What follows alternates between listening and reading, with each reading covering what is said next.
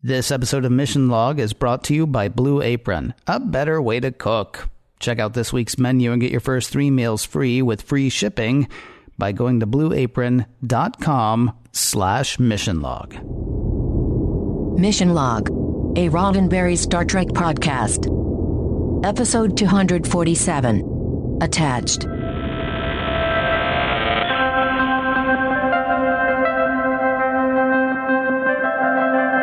Welcome into Mission Log, a Roddenberry Star Trek podcast, right? Right. I'm John. Champion. You're John Champion. Yes, and you're Ken Ray. I feel like I should have known that one. Each week on Mission Log, we watch an episode of Star Trek. This is weird. Taking it apart for messages, morals, and meanings, and seeing whether all of that holds up today. This week, man, my mind is like blown. It's like I'm surfing your psi waves or something. I'm like in your head. Really? You don't think it could be that we do this literally every week? Okay, maybe. This week, Attached, the one where Captain Picard and Dr. Crusher are totally in sync, while the Kes and the Prytt are anything but.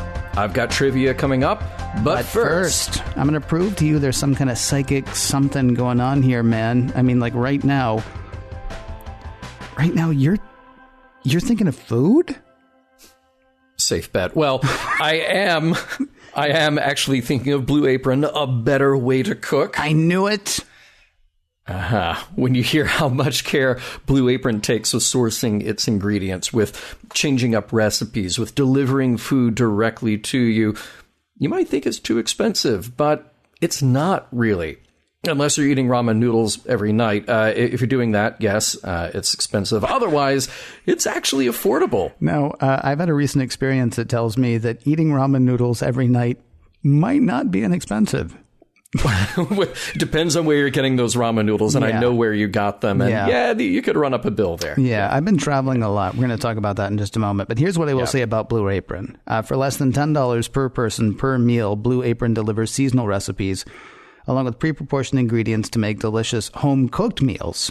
And if you're like me, it will step up what you do in the kitchen as well. I know that there have been times in the past when I'm cooking with Blue Apron that I will learn about whole new ingredients or whole new, flavor combinations that I didn't know about before, I got their stuff and started cooking with it. Speaking of which, I hinted at this a minute ago. I've actually been traveling now for a few weeks, John, and that has led to a tremendous amount of eating out. Right. And while all of that has been good, I haven't been doing the home cook thing. I know, though, that you have not been traveling as much. What's some of the stuff that you've been turning out lately? Yeah, funny that you should mention ramen, because one of the recipes that I did recently that I really liked was miso chicken ramen. It was so good. It's kind of a grilled chicken and then roasted corn and the ramen noodles and then a cold salad of tomatoes and cucumbers. So it's this really refreshing, light take on ramen that I loved. And then another one was sweet and sour pork bowls with peppers and miso roasted eggplant. So those are all things that I love, and it was all very tasty together. Now, you see, you mentioned miso in there twice. One of the things that's really interesting is, sure, sometimes you're going to use the same ingredients again, but Blue Apron, it goes out and finds different recipes for you. So even though you might use some of the same ingredients, you're not going to be getting the same recipes over and over again. So you won't be eating the same thing week after week. John told you about some of the stuff that he's already cooked, some of the stuff he might be cooking coming up. Garlic butter shrimp and corn with green bean salad and roasted purple tomatoes. Yes. There you go. Or soy glazed pork and rice cakes with bok choy and marinated green beans. And of course, there's a ton of other stuff for you to check out. Yeah, but we would encourage you to find out for yourself. And what you can do is you can check out this week's menu and get your first 3 meals free with free shipping by going to blueapron.com/missionlog. You will love how good it feels and tastes to create incredible home-cooked meals with Blue Apron. So don't wait. That's blueapron.com/missionlog. Blue Apron, a better way to cook. And a huge thanks to Blue Apron for sponsoring this week's show. Now, if you were surfing my sci waves, Gangnam Style or however, you would know that next I'm going to tell people how to get in touch with us. You cool if I do that? You cool? I'm okay with that. I mean, and I like the reference to Psy in there. That was good. Thank you very much, sir. Mission Log Pod is the address to find us on Facebook, Skype, and Twitter. If you'd like to leave us a voicemail, we would love to hear your voice. 323-522-5641 is the phone number to call. 323-522-5641. Our email address is missionlog@roddenberry.com. Our show website, including Discover Documents, is at missionlogpodcast.com. And please do remember, we may use your comments on an upcoming episode of Mission Log. I am not going to pretend it's a psychic thing. I am going to pretend like I know how this show goes. Well, that's about time. Yeah, time now. Yeah. Time now for trivia with Mr. John Champion. Oh, Mr. John. All right. We have a little bit of trivia for you here this week. This week's episode, Attached, was written by Nick Sagan. Now, how many people do you know with the last name Sagan? I'm going to vote for one. Okay. And yes, Nick is the son of Carl Sagan and Linda Saltzman. Now, Nick was only 23 when this episode came out, and he was already a produced writer in Hollywood. This is the third script in his professional career, and he'll have one more on Next Gen coming up, and he sticks around longer, though, as a writer and story editor for a handful of Voyager episodes, too. And his career spans TV and a little bit of film and novels and video games. He really has been quite prolific from a very young age. And actually, my favorite piece of trivia about Nick is that when he was 6 years old, he recorded a greeting on the gold record, which is traveling the cosmos on the Voyager space probe. So his greeting was, quote, "Hello from the children of Earth." And that spacecraft left our solar system in 2012. So really just a couple hundred more years before it gets absorbed by a sentient alien machine race and then comes back to Earth to try to scan us into its memory data banks. Or so I've been told. All right. And this episode was directed by Jonathan Frakes, of course, Commander William Riker. The last episode of Next Gen that he directed was The Chase. And he's got one more to go before we wrap up Next Gen. But of course, he will be back for Deep Space Nine and Voyager, and his directing career just goes on and on. Let's see. I do love my locations. And in this one, we have an oft-used Star Trek location that has a very prominent role here. Bronson Canyon, sticking in for the landscape on Kesprytt, where Picard and Beverly are trying to escape. And you know that I also love my props. There are so many returning and rented props in Marek's quarters on the Enterprise. I believe Riker calls it a bunch of junk, but we've seen so many of those props before. And man, oh man, there's one shot where director Jonathan Frakes puts that plasma lamp right in the foreground. Really get a good look at some of that space hardware. Let's talk about guest stars. Two really of note that we need to focus upon today. We have Ambassador Marek, played by Robin Gamel. Now, Robin is Canadian, and he has worked pretty much nonstop since the 1950s. Among the huge number of TV guest and recurring roles, he shows up in a handful of memorable movie roles, too. He was in the first Austin Powers movie as a UN representative. And apropos of our episode today being written by Nick Sagan, Robin had a small role in Carl Sagan's Contact. And Lauren, the Prytt representative, is played by Lenore Kasdorf. She's from New York, but went to school part of that time in Thailand while her father was stationed there in the U.S. Army. And like Robin Gamel, she has also had a long and prolific career. While this is her only Trek appearance, she has a lot of genre cred. She was in Babylon 5, Rod Serling's Night Gallery, The $6 Million Man, and she even had a small role in Starship Troopers.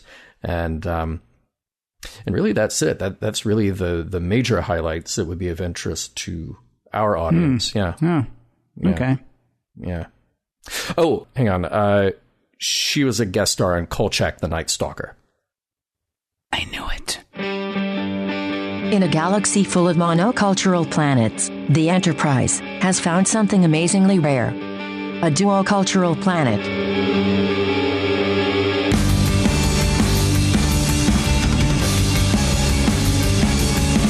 Prologue. In orbit around Kesprytt III, the captain and the doctor are doing breakfast. Dr. Crusher is talking about something to do with Nurse Ogawa. Oh, sorry. The captain wasn't really listening. He's distracted by their mission. The Kes of Kesprytt III want to be admitted to the Federation. The Prytt, also of Kesprytt III, want nothing to do with the Federation. Or any off-worlders for that matter. Nor with the Kes, come to think of it. That bothers Picard. Every other world to enter the Federation has entered as a whole, unified world. They'd settled their differences. They were ready to become part of a larger community. Picard and Crusher are about to enter into a very interesting debate when Commander Riker calls. Ambassador Marek of the Kes is ready to see the captain and the doctor. Lieutenant Worf beams them down, then receives a disturbing call. The 2 Enterprise officers never made it to the Kes. Act 1. Picard and Crusher come to in some sort of cell. They're fine, except for the things attached to their brain stems at the base of their skulls. It's perplexing, though answers come strolling through the door.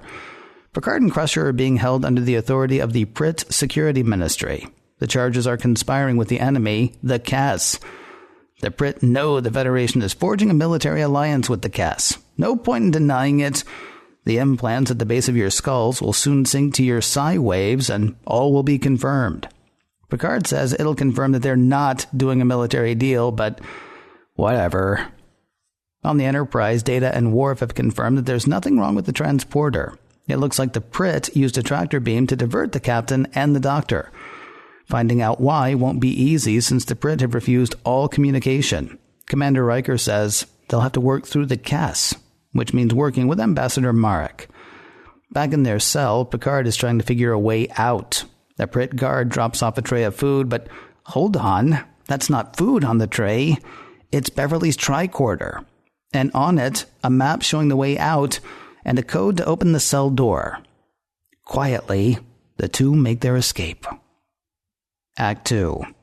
On behalf of the Kes government, Ambassador Marek, now aboard the Enterprise, would like to apologize for what happened with the captain, the doctor, and the Prytt. The Kes government is ready to send in a rescue team on 3 hours' notice, though Riker's like, hey, hold on, why don't we try talking to them? Talking to them? They're a bunch of total Prytts. Marek sees no point in trying to talk to them, and besides, they have no way to talk to them. No ambassadors, no back channels, no planet-wide emergency system. But these people, barbaric, xenophobic, though there's been no formal communication between the 2 groups in nearly a century, Marek knows that they have not changed. They're still a bunch of Prytts.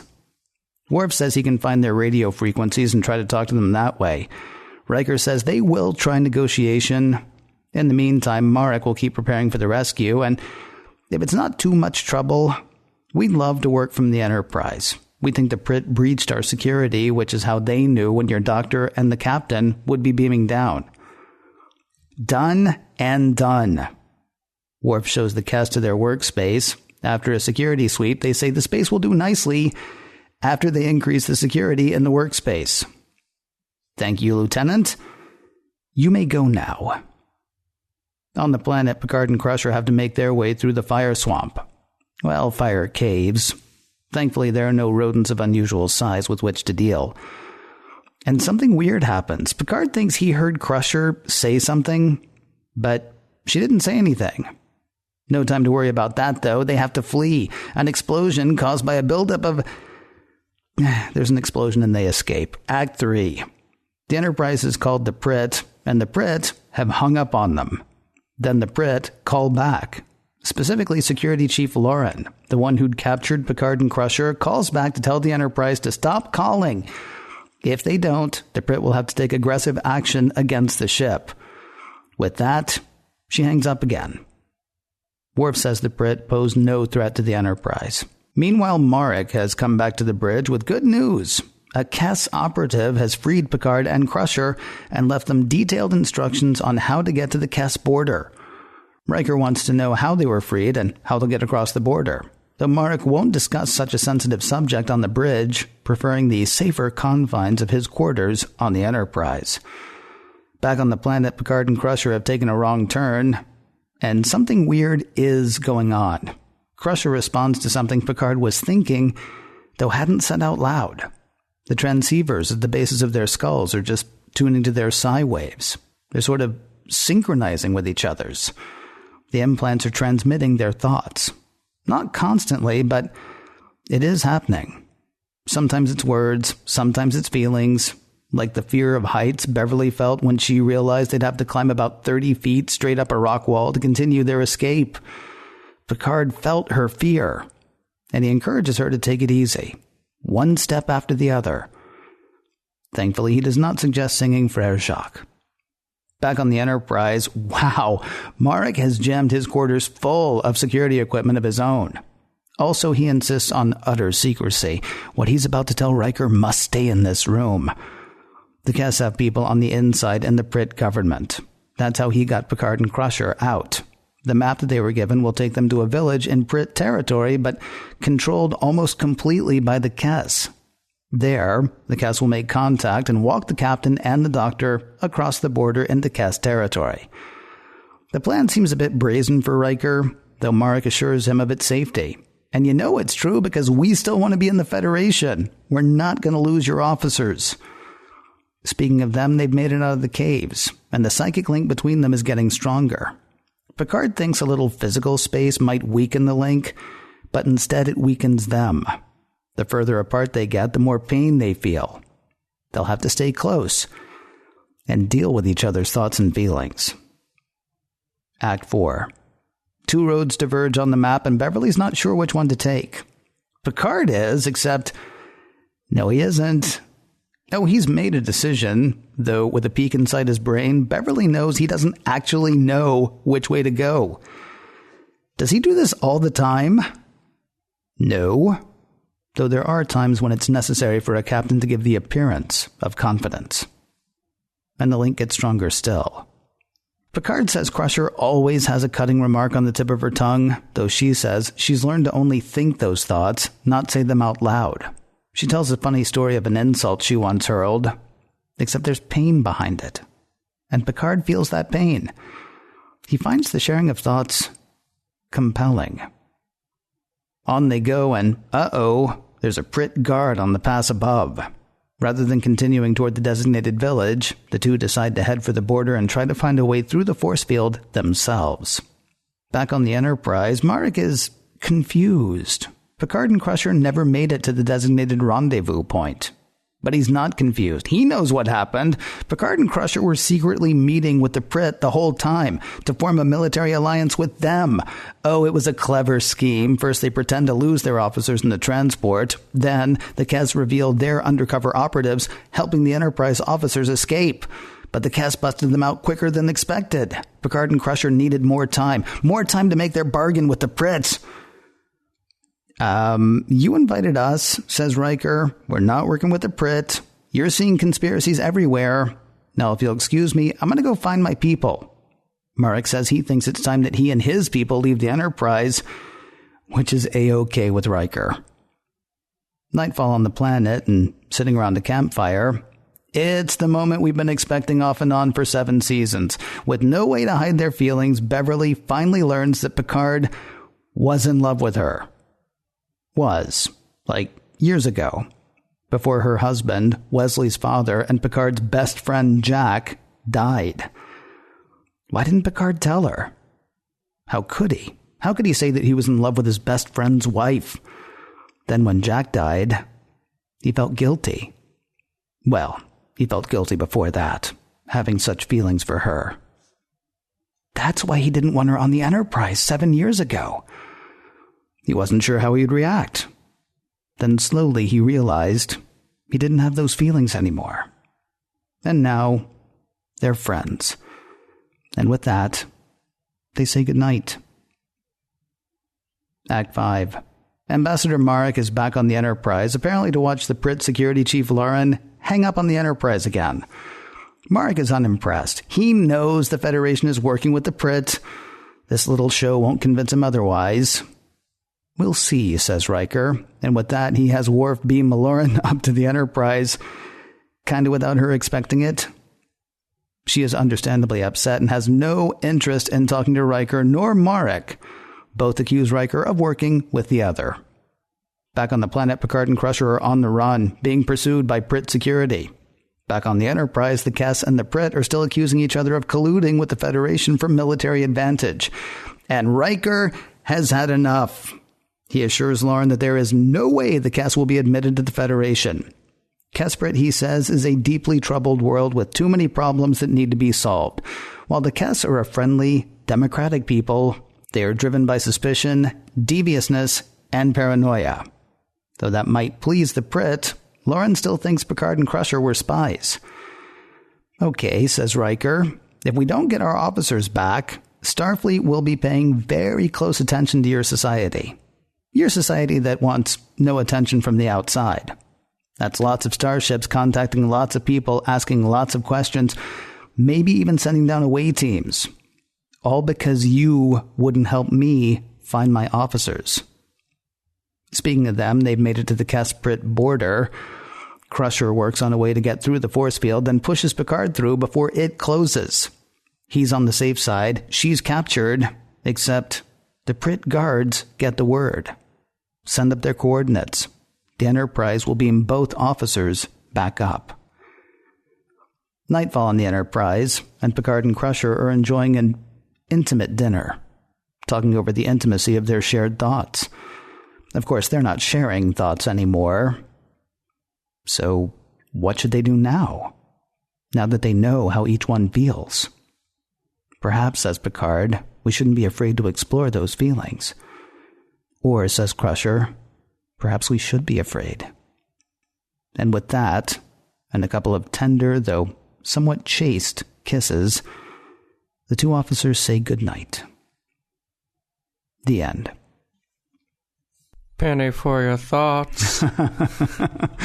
Brenda was mean to me, and I don't remember the next line. Yeah, I'll tell you what I'm thinking about, sir. I'm thinking about, this will come as a surprise to you, I think, breakfast. Oh. Big breakfast. So much breakfast happening on that table. Ridiculously huge breakfast. I will have what I will from now on call the Picard coffee and a croissant. Okay. I mean, I respect that. I would start with that. I'd move on to the shrimp and grits that I'm just going to say was on that table. Probably like a nice casserole of some sort. Side of bacon. Good Lord. Yeah.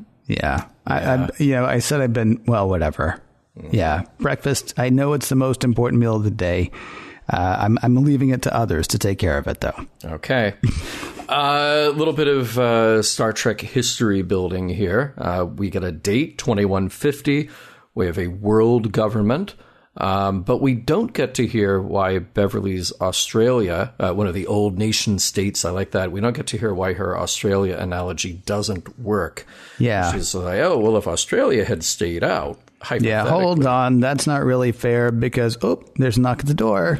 Right. Yeah. We don't get to hear why that wasn't fair, sadly. Isn't that convenient? It is. Although I would like to see the extended cut, the deleted scene, where they have the 25-minute debate about that. Because that would be awesome. I would so be into that debate. There are a lot of people who say the worst thing about The Phantom Menace was the fact that it had to do with a breakdown in trade negotiations. That, to me, was the best part of The Phantom Menace. That and Darth Maul's, double lightsaber. I don't know how I can pick just one worst thing about The Phantom Menace. Well, no, that's why I'm saying the trade negotiations actually are the best part, I think. Well, that and Darth Maul's double lightsaber. Yes, And his makeup, I would say. Yeah. Speaking of other movies, it was great to see the costumes for Battle for the Planet of the Apes back in rotation. the old one, not the one that came out this summer. I'm assuming because I as we record this, the remake or the one that's also called that just came out this summer. Yeah.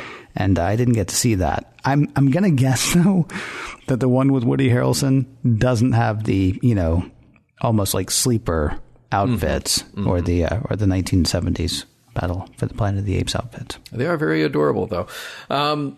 So Jean-Luc Picard did not want Beverly on the Enterprise 7 years ago. I like it when we have a nice reference that pays off 7 years ago. And we're going all the way back to Encounter at Farpoint, which is pretty great. And we also have a slightly less important reference, but Beverly's fear of heights, which was indicated in Chain of Command Part 1, part of that secret mission where she was supposed to go with Picard, and it was all that climbing. Who wants to do all that climbing? Yeah, no, I get that. Yeah, also, the climbing, of course, reminded me, as I said earlier, we didn't have Frere Jacques. Yes. Which, I'll be honest, I'm glad about that. Although I would have really gone for a verse of the Laughing Vulcan and his dog. Oh, yeah. Yeah, well, any time is a good time for that. I think so. Yeah. I mentioned in the trivia how part of this was shot at Bronson Canyon, and I love the location shooting in this episode. Really, really good stuff. And it's funny because I could literally walk over there and, well, maybe not as of this hour, but it would be just full of hikers and people and cars and all kinds of stuff. But it is shot really well in this episode. In fact, there's a shot toward the end. It's in Act 5. Beverly and Jean-Luc are on the run, and there's this wide shot, but I think with I want to say a relatively small lens to be able to do this, but the camera's far away, so they're just framed like at full height, and you kind of lose all that background. It's just a great looking shot.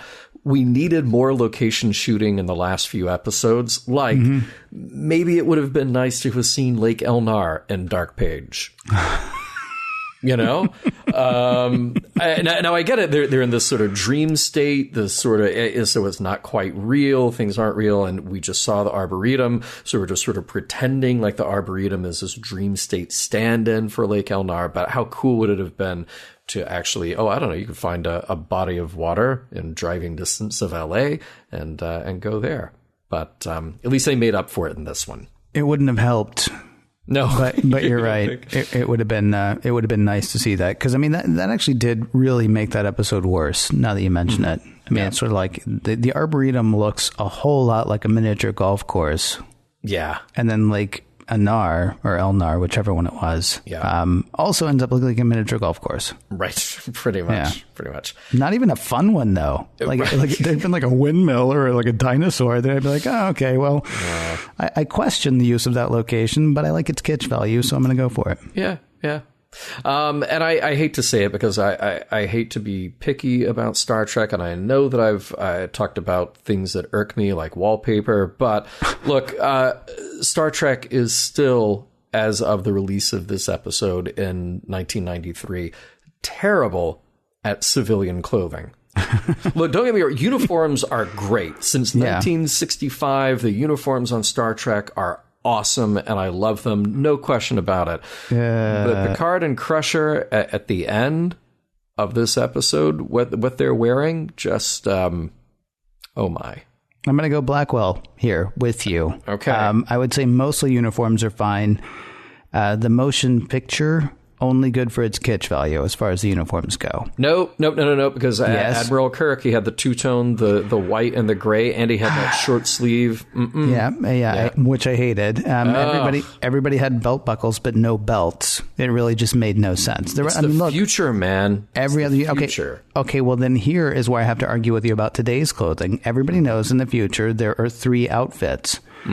There are the shirts that are sort of like wraparound. That's for guys. Right. There are the big skirts with lots of folds, because that's how we know it's the future. So many. Or, of course, the leftover blockbuster uniforms. Did you all ever watch The Electric Company? I feel like this planet was named by that show. Kesprytt. I think I've referenced this a couple of times on our show before, but it's such a cool thing, and it fits, so I have to bring it up again. If you've not listened to our episode where we interviewed Will Wheaton, go back and listen to that, because we mentioned a letter that Patrick Stewart wrote to Gene Roddenberry. And in that letter, he mentions how he and Gates McFadden had always played the flirtation of Picard and Dr. Crusher, that hint of a relationship that they had and may potentially have in the course of Next Gen. And I have to say that I was opposed to the idea. I was always opposed to the Kirk and Yeoman Rand idea, and I'm mostly opposed to the idea of Picard and Beverly, but this was done so right. That scene by the fire, the true confession moment, is played just right. And I have to wonder if this isn't a little bit of that trickle down from Patrick Stewart saying, hey, we've been sort of, playing the subtext, is trying to squeeze a little something else out of our characters besides their jobs. And I wonder if this did that letter get around, or is this a moment where Nick Sagan is just watching Next Gen and going, how much more can we do with this? And getting that into a script. Here's the thing that I like about that scene. I like that the reveal about their feelings for each other is rooted in the tragedy of Jack Crusher's death, because it gave everything so much more weight, so much more meaning. It's not just some silly crush that has sort of been a maybe, maybe not over the course of 7 years. It's something that is really rooted in conflict and really rooted in character. And man, the looks on their faces in that scene, just absolutely terrific. Yeah. I know that in this part of our show, this is the discussion part of our show where we talk about the big themes and the morals and explore those ideas. This is not really the section of the show where we pick apart a thing that we liked or we didn't like and make a judgment call. But this is so much the heart of the episode that I feel like it's kind of remiss if we don't just park it right here and talk about it a little bit. Yeah, and as long as we're gonna bring it up, I have to say too, it's another one of those cases where when somebody decides to write for someone besides Patrick Stewart, they can really turn up with an amazing performance. There have been many dumb lines uttered by Gates McFadden, and it is not that she's a bad actress. It is that we need a chair to say something in this episode. Oh, well, we can't really have a chair say it. So who's in the room? Oh, well, give it to Gates, or give it to whomever. Same thing for Troy. Same thing for Worf. Same thing for everybody on this cast at one time or another. I would say that I would say that Frakes has had a decent amount of time to shine. I would say that Marina Sirtis has had a decent amount of time to shine. Certainly Patrick Stewart. It's practically the Patrick Stewart show as far as actors who get to shine. I'm sort of sad that we can almost count on one hand the number of truly amazing moments that we get from Gates McFadden. And I don't think that's about her. I think it's about the writing that's given to her. And she was given something absolutely amazing to do here. She did not have to play a prop. She did not have to play an extra. She got to play a part with Patrick Stewart. Yeah. And that's a really wonderful thing to have seen, especially the way that scene is constructed as well. I mean, nobody is actually saying anything, right? Like Patrick Stewart isn't saying, I was in love with you. She's saying, oh my God, you were in love with me. Right. I mean, and they're sort of like giving each other the things that it was really well done. Yeah. Well, and it's not only that, but also that scene at the very end of the episode where they're playing the subtext. They're playing every layer of reaction that they can possibly have, but also keeping it a little close, just keeping it a little bit hidden. So it's wonderfully done. And I think that it is also a tip of the hat to Jonathan Frakes, because he's the one telling them what to do and how to play it. Yeah, that's true. Yeah. I will say you are going to be fantastic on our Guiding Light podcast. Can we now please talk about the important stuff in this episode? Okay, let's do it. Let's do it. What can we say about the cast, John? What can we say about the cast? Ooh. Oh. Well, a friendly, democratic people, they're driven by suspicion, deviousness, and paranoia. And that, robs them of a real future. I gotta say, sometimes science fiction is funny. It really seems outlandish. Who can imagine such a society in any age? I'm stumped. Yeah. I'm stumped. That's literally all I've got. I'm just going to leave that there. Yeah. That we can leave that there, and we could also just reread that segment at the end of the show when we say, what is it all about? Yeah, maybe we'll do that, but you've got some other stuff too. Yeah, just mull it over for a little bit. I do like that we have an insight into Picard's command style. That sometimes it's all about projecting, quote, an appearance of confidence. Okay, now having heard him say that out loud, does this change your feeling about when Data was such a hard-nosed captain in the Gambits? All the Gambits. All the Gambits. Yeah, no, actually, that's exactly what I thought of when that scene played out. There's still something there's still something a little artificial about Data doing it, but then, hey, Data. He's an artificial intelligence, so cut him some slack. Yeah, no pun intended. Or, I'm sorry, he's a manufactured intelligence. He is. Yeah. He is, yes. Yeah, the intelligence is real, but it's manufactured. Yes. Still with that relatively new intelligence smell, though. Yes. But, if you wanted to really split hairs, Picard has to do things by his gut. And we have to assume that not in every situation does he know exactly what the right outcome should be and exactly what the right actions should be to get there. So sometimes he's got to go to his gut. And sometimes acting like he knows what he's doing is the right thing to do. Now, right. I don't know that Data can necessarily make that call, that he needs to go with his gut because he doesn't know exactly what to do. So he's got to act the role. That's a whole other level of applying ideas to Data that Data may not necessarily have. But yes, as far as Data learning something about behavior, picking up the poses of being the captain, yes. Yeah, because he studied Picard, and Picard puts on that face. He puts on that stature when he's in the role. We've talked about it. I know we talked about it on the Gambits, but he's watched Jellicoe, he's watched Riker, he's watched Picard. I mean, you can say acting, you can also say projecting. I mean, he is projecting he's projecting an air of confidence the same way that Picard does. Yeah. Not in the exact same way, but as Picard admits in this episode, sometimes you just got to seem like you know what you're doing. Yeah. And Data is doing that, all the way through, even though what he's doing is not very active, and that's what sort of upsets Worf. Sure. Data would have been fine all the way through. It was Worf actually undermining it.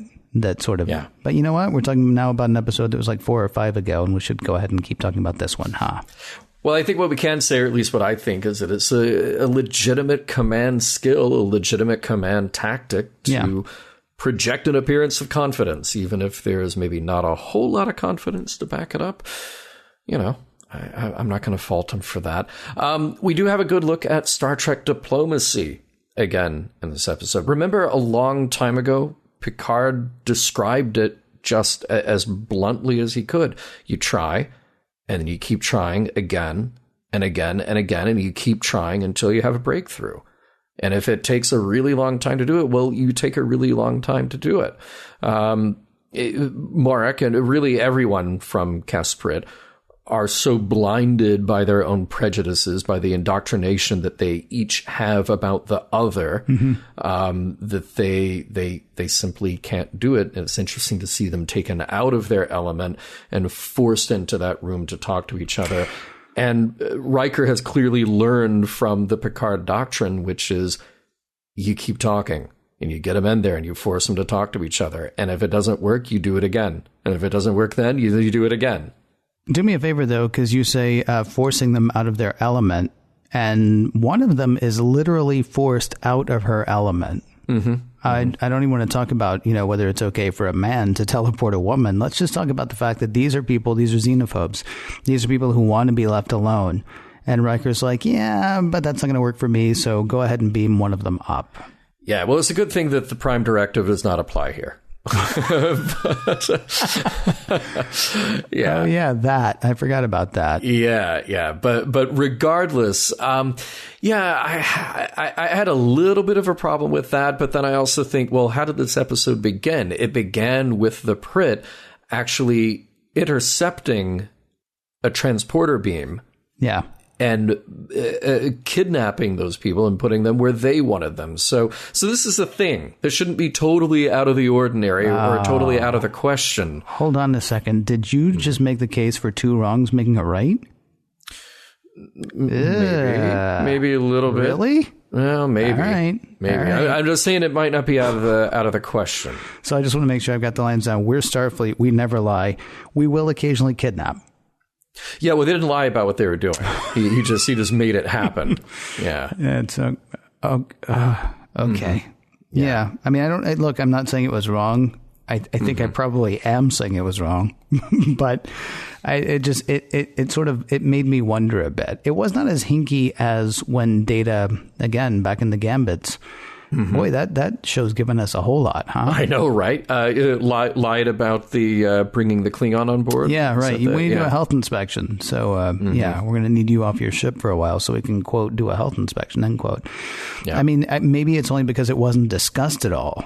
That had they discussed it, had there been like part of an act where like, well, we could do this, you know, I think probably everybody on board would have said, ho, hold on a second. Really? But really, actually, the only one who knew that Riker was going to do that was Worf. And what were the odds that Worf would have gone for that? Yeah, pretty high. I'm going to go with pretty high. Pretty decent. Yeah. It's like betting on the Globetrotters over the Generals. Right. Let's see. In this episode, we learn a little something of the mechanics of the Federation. Like, I liked that we had that moment saying that, all right, in 2150, Earth has a united government. Like, I hope I live to see 2150. But we learned something about the mechanics of the Federation, that everyone in it has entered as a unified world. Which is an interesting idea. And you wonder, well, does the Federation expect each world to have done that on their own? Is there some other, let's say, cowboy diplomacy at work where other Federation starships are showing up and beaming people up against their will and forcing them to have a conversation so they can move that along? Or would that be, maybe, looked down upon if the commander of another ship had done that kind of thing or involved themselves to that level? You know what's really weird about that is you and I often, I don't want to go so far as say complain, but we talk a lot about the monocultures that we come across in Star Trek, right? So one of the primary tenets of Star Trek is IDIC, infinite diversity and infinite combination. But if you're going to be in the Federation, you have to have all come together and coalesced around at least one government, if not one idea. Right. And then we come to a planet, it's like, look at them, they're all information traders. Well, what were the odds, huh? Who would have thought that would happen? Well, they wanted to be in the Federation, so they have to be. Yeah, well, that made me wonder, what is the benchmark for being a unified world? Because literally somebody from the Federation could show up and say, yes, we're one planet and we have one kind of, call it a prime minister, a president, a leader, whatever you want to. We've got one system of government. Heck, we even got one kind of currency. We're that good. We all agree upon it. But within that, are there different religions? Are there different religious sects? Are there, are there people who love certain kind of movies and hate the people who hate other kind of movies? There's all kinds of things, depending on the size of the world, that could drive those people apart. And as a Federation, at a certain point, just kind of draw a line. I'm sorry. I'm trying to do the captain's log. We've come up to the planet Sneech. Their inhabitants are interesting because some of them have stars upon theirs. Right. And others do not. Wow. Well, they should be fine for the Federation. Oh, no, wait, the ones with stars are not happy with it. No, they're not Federation material, sadly. No. Yeah, so there's a lot more negotiation, I think, there that has to go on. But it's an interesting idea, and I'm glad that they presented it as such. Anxious to see if that plays out in other episodes that we encounter down the road. And I guess my last kind of idea here to mull over a little bit before we wrap it up is it would be horrible to read each other's thoughts. We had, going back last week, so we had a very interesting take on telepathy in Dark Page. Yeah.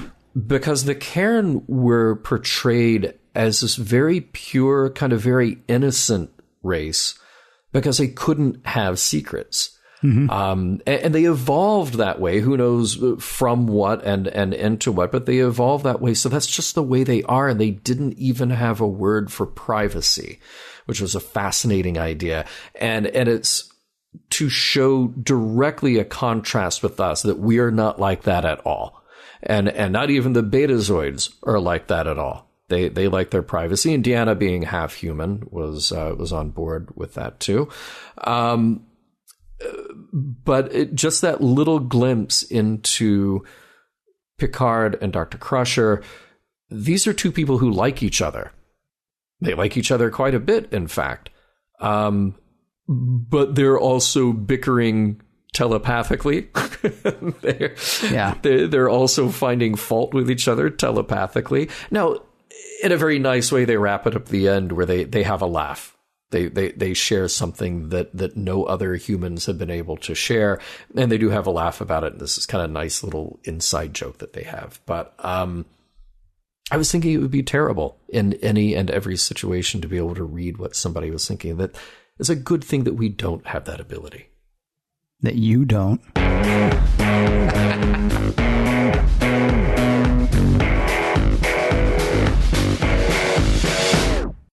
With Picard and Crusher's constant mind meld unmelded, it is time to see what we can take from Attached.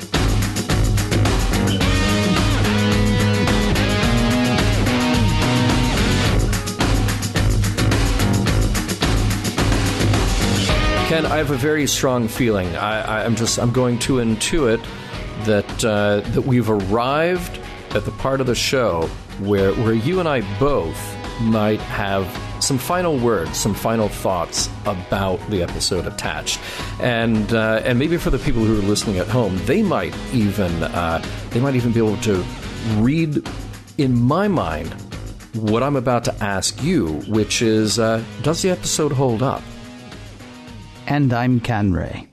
Oh, yeah. See, we did. Okay. Yeah. Oh, we've okay, gotten to. sorry. If you were to just go back 40 minutes. Yeah. Okay. Yeah. Roughly. All right. Mm-hmm. Does the episode hold up? I'm happy to tell you, sir, we have finally found the balance. I think between some of your favorite kind of Star Trek and some of my favorite kind of Star Trek. This is an episode that gives us character development and Star Trek in the same episode, not just characters wearing Starfleet outfits being developed. I think it gives us both. It gives us an exploration of the intricacies of friendship and romance, plus a look at a seriously screwed up set of values that end up robbing two civilizations of a better tomorrow. Yes. I feel like this is not, I mean, I personally, I might be fine without the romance part. And it's not that I'm anti-romance. It's just, it's a lot of character development, but I did not feel like one came at the expense of the other in this episode. Yes.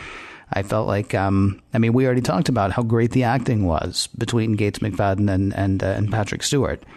That took us to how good the direction was from Jonathan Frakes.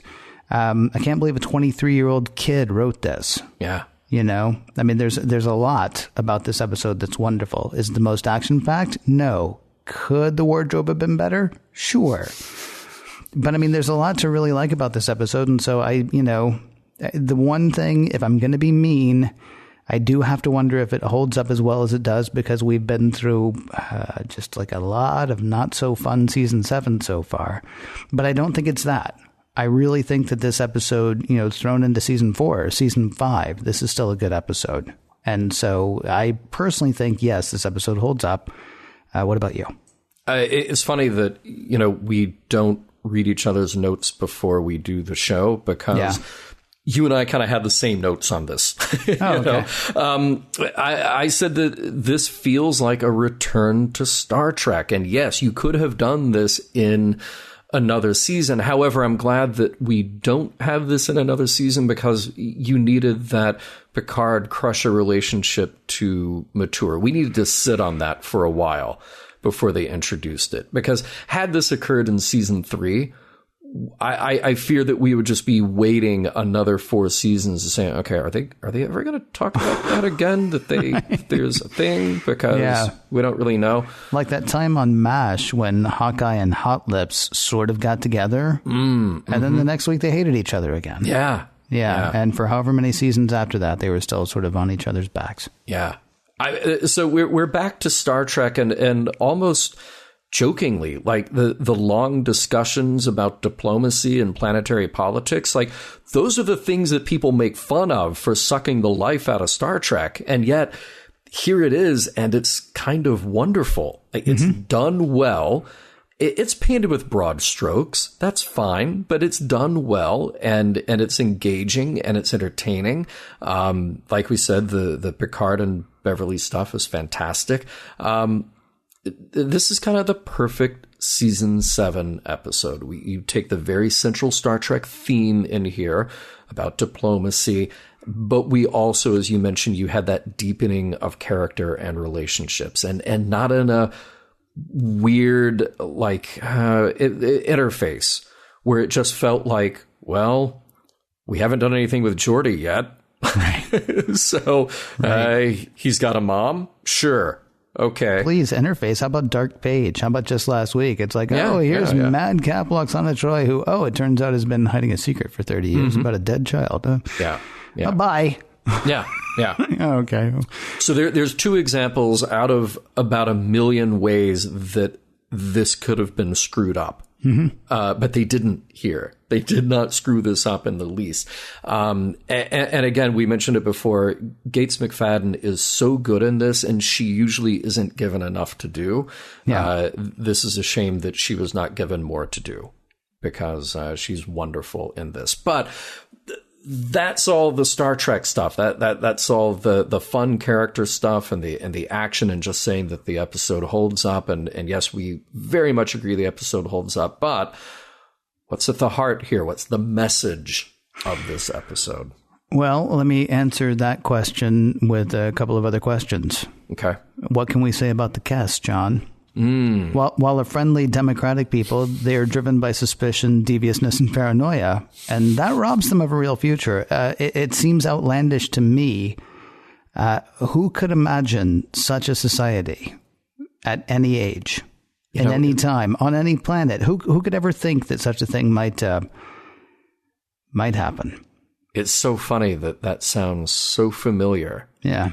To something that you said about, I don't know, 7 minutes ago. I know. I said I was going to leave it there, and yet I picked it up again. But I'm just going to leave that here again. Okay. I'm thinking, if you wanted to, instead of asking a question, if you wanted to answer it, I would think that a society driven by suspicion, deviousness, and paranoia has no real future. It may not be as much of a society as you like to think. Yeah, look, it's Star Trek saying, get it together. This is Star Trek saying, if you want that cool future that's in Star Trek, you have to start acting like the cool future that you're going to get in Star Trek. Yeah. And I look at the diplomacy message here as, it's a couple of things that are related. That when either side stops talking, then both sides have lost immediately. Yeah. And yes, paranoia is such a driving factor for both the Prytt and the Kes. That paranoia is a very bad way to establish diplomacy. And the only way you will find any sort of common ground is by sitting down at the table. And here's the thing. And here's the thing, too. Forgive me. Here's the thing, too. If you are not certain that it's going to go okay, do like Picard did. Act like it is. Because because if you're constantly sitting there going, no, that's mine, no, get away from me, no, get away from me, no, I can't trust you, no, I can't trust you. I mean, even if the people that you're dealing with are completely trustworthy, like the Federation, like Starfleet, they're going to back away because there's no dealing with you. Because if you're that suspicious, if you're that paranoid, then you're constantly looking for something to be screwed up, and at that point, then you're just going to screw something up. You can go more the Picard route and be like, yeah, this is going to be fine. Even if you're not 100% certain, you go ahead and act that way. And maybe it will. You still keep your eyes open. You don't go blindly into it, but you go into it, as opposed to, like pulling up your feet and and hiding yourself like in a ball in a chair, waiting for something terrible to happen. Yeah. There's a line that Picard has in this episode that is clearly written for the predicament that he's in with Beverly, but it also is clearly about what's happening on the Enterprise between the Kes and the Prytt, and Riker's negotiation of their situation. And it's a great line. There's a solution to every puzzle. It's just a matter of finding it. Yeah. What else? Say what you want. I'm not talking about Picard's feelings for Beverly, by the way. Okay. I'm talking about breakfast. Okay? Both of them want something simple. They both, in fact, want the exact same thing. But she wants to impress him, and he doesn't want to hurt her feelings. And so when neither of them actually says what they want out of deference to the other, neither one gets what they want. Just, I mean, you know, it's like, I mean, certainly you do want to be nice to someone, right? Like if you get to somebody's house and they've made like, you know, some giant 8-course meal and you're like, no, I want a sandwich. Okay, that's rude. Yeah, right. But I mean, if you're doing this every day, you could actually say, hey, tell you what, why don't we just do sandwiches tomorrow?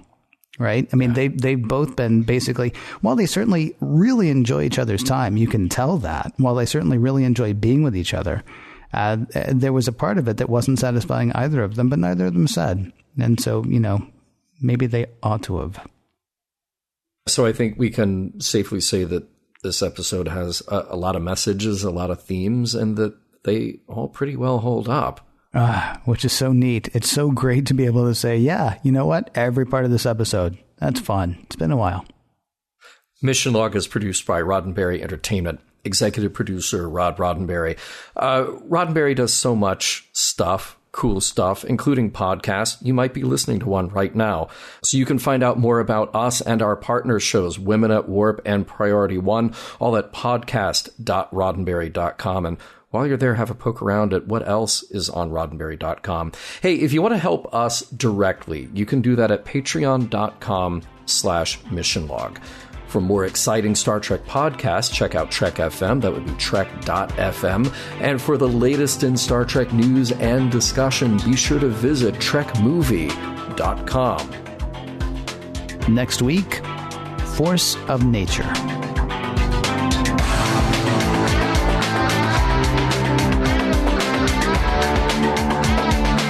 Some of the music for Mission Log provided by Warp 11, online at warp11.com, and from the album Messages by Key Theory, free to download at kitheory.com.